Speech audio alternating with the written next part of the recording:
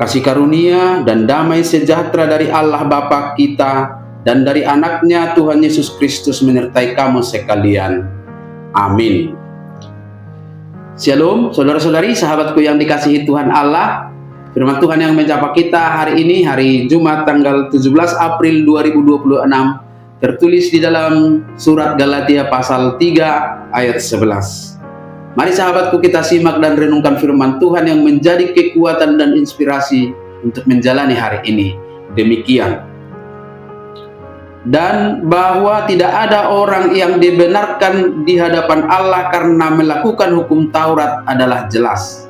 Karena orang yang benar akan hidup oleh iman. Alai tadabdo naso adong dapotan hati gora di juluni debata bahenun ni patiki. Ai namangulu mapartigori sian haporseaon. Demikian firman Tuhan.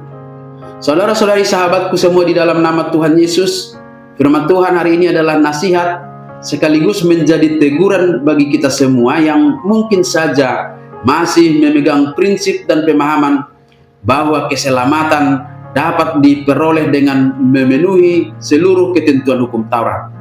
Sehingga dengan nasihat firman Tuhan ini, kita bisa lepas dari jerat perfeksionisme rohani atau pikiran yang merasa sempurna secara rohani karena sudah melakukan seluruh ketentuan hukum Taurat.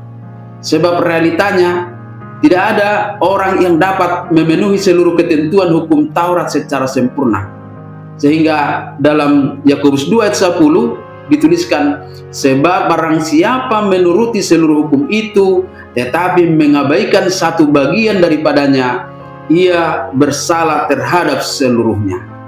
Maka jelas tidak ada seorang pun yang dibenarkan di hadapan Allah dengan melakukan hukum Taurat.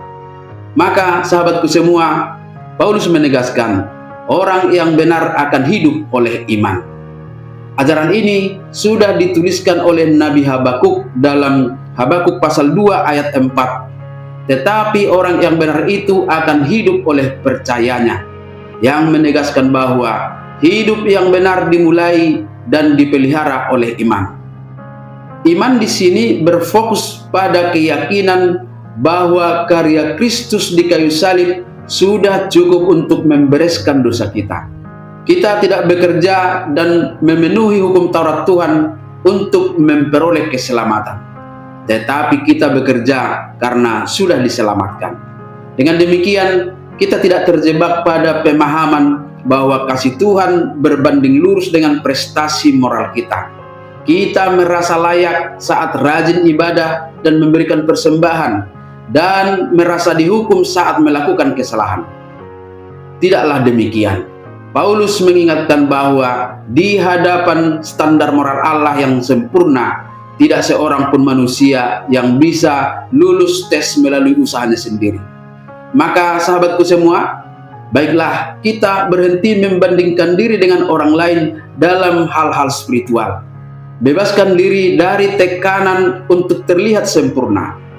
Identitas kita sebagai orang benar ditentukan oleh Tuhan, bukan penilaian orang lain atas kebaikan kita.